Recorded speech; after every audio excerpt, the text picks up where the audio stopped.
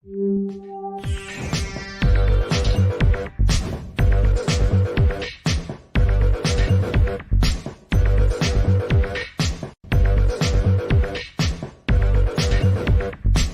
everybody, welcome to the show. You know where you are, the 9 and 9 with me, Tigo. And if you're sitting right there, you know what's about to happen. We're bringing yet another trailblazer to the screen that is an expert in their field. But today, you know what? I love sports.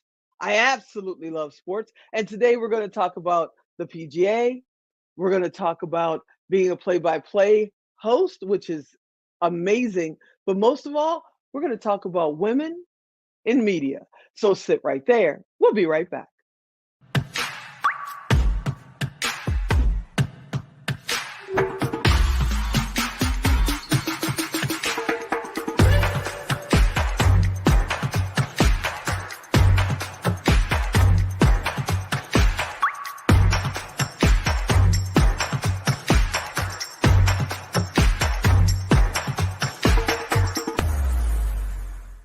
Hey everybody, welcome back. I don't know about you, but I love all kinds of sports. My brother is the one who absolutely loves golf, and I am starting to learn about golf.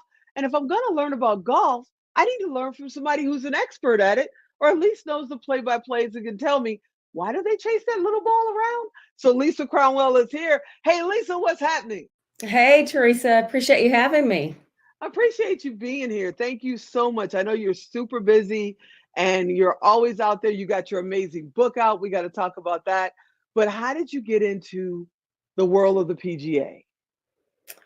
Well, it was a long time coming, actually. Being in broadcasting since in my late 20s, it was just this long journey. I started in a very small town as a sports anchor and reporter in Columbus, Mississippi, and then went to Tennessee, then Cincinnati, and the Big Ten Network, and then Golf Channel, and now the PGA Tour. So it's like any other job. You try to work your way up the ladder, and you just keep plugging away at it. I've been very fortunate. Golf's been a big part of my life for a long time. So to Wow. still be able to be involved in it really is a blessing. So are you a player? Do you also play? Or are you just the expert at golf, from the media perspective? Well, I played in college, so I could play. I was a two-time All-American, and Nice. I thought for a long time I would play professionally. But when I realized that the task of doing that for a living was a little bit more overwhelming than I was ready for, I thought let's talk. Let's do something easier. Let's talk about it. And I can tell you, it is a lot easier talking about golf than trying to make a living doing it. Yeah, I haven't tried to even play it yet, but I have paid for many rounds. It's fun to take people out. They love golf. I just sit there and make sure they're happy and having a blast, and I enjoy being out there with them. But, women have been really making moves in golf over the last 20 or 30 years. Have you watched it just grow from the time you were in college to now? Hasn't it kind of exploded for women? I would say yes and no. And the reason that I wanna be completely honest about this is I think that the sport has a long way to go for women. And, Mm, as I sit here and watch soccer make headway and I watch, women's tennis make huge headways, not only in media coverage, but also in pay, it's quite different with golf. And look, I'm personally tied to it, I care about it, but for some reason golfers just they aren't out there. They're not as big of advocates as I see in other mm. sports. Golf doesn't have a Billie Jean King. Golf doesn't have a Megan Rapinoe. Oh, And wow. so my big hope in the future is that that happens.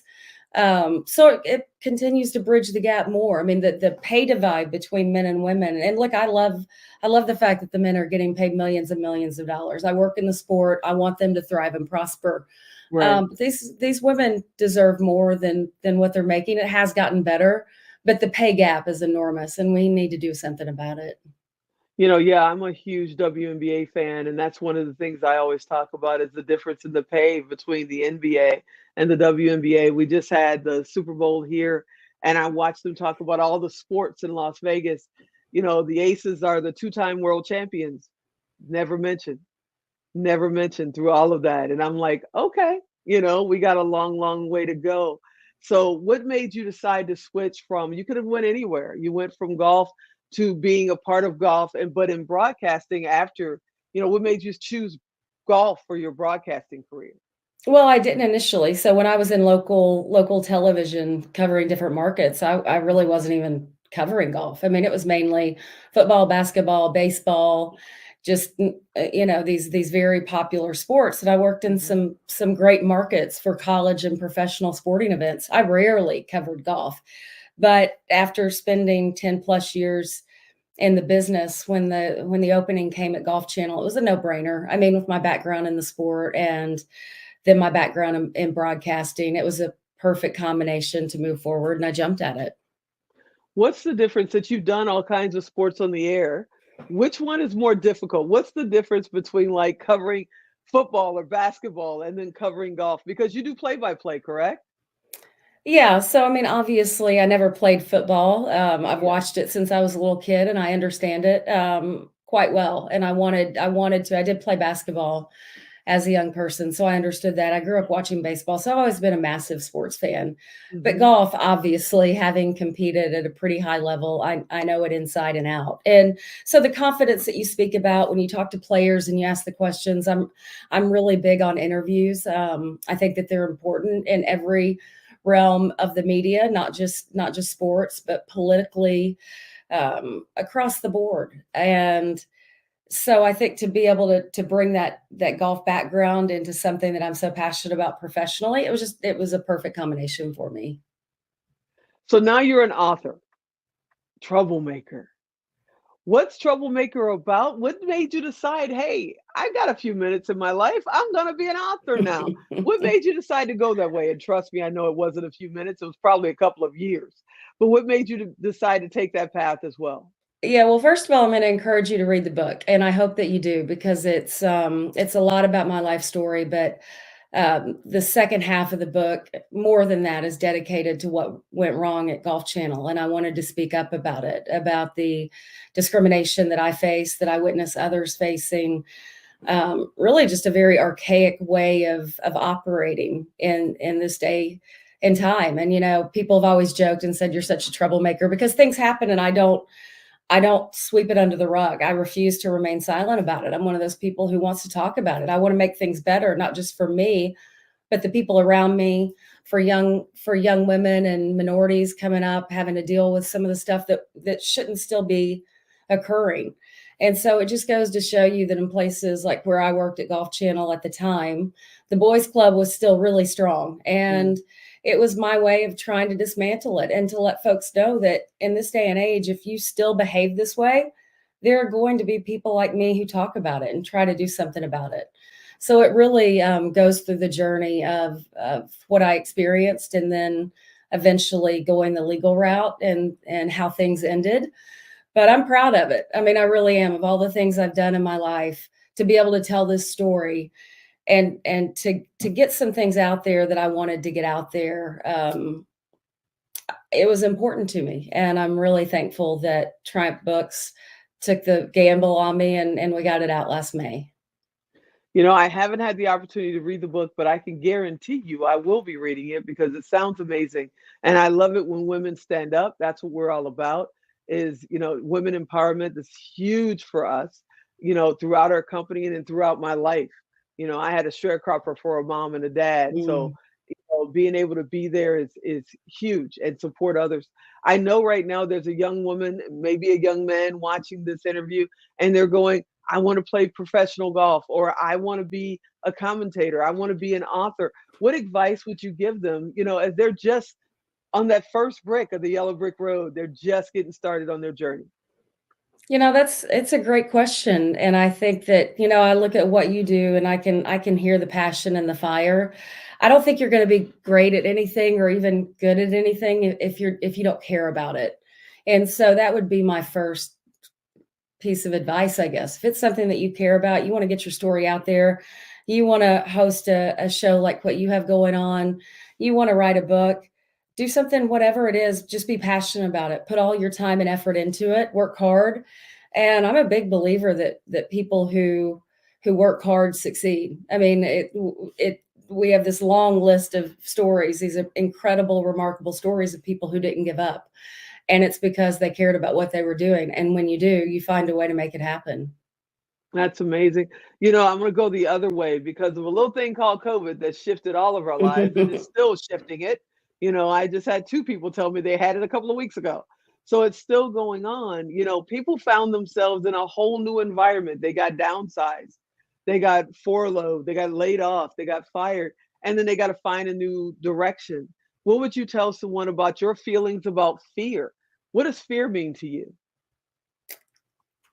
Fear in kind of a crazy way, and it's interesting that you bring up that word. I think one thing since the book came out, people have said to me a lot is they use this word over and over, courageous, how courageous I was to write the book. And I talk about that word quite a bit. In fact, when I was writing the book, there's a quote on my wall that says, have the courage to be disliked. And I tell folks all the time, especially young people, courage isn't the absence of fear. Mm, Courage is having fear and doing it anyway.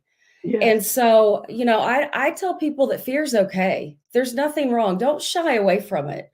Don't shy away from what you're going through. Embrace it and figure out a way to get through it, whether it's day by day, month by month, year by year. But I know that there's this negative connotation around fear, and I get it and I understand it, and we all are kind of Hmm. fearful of fear.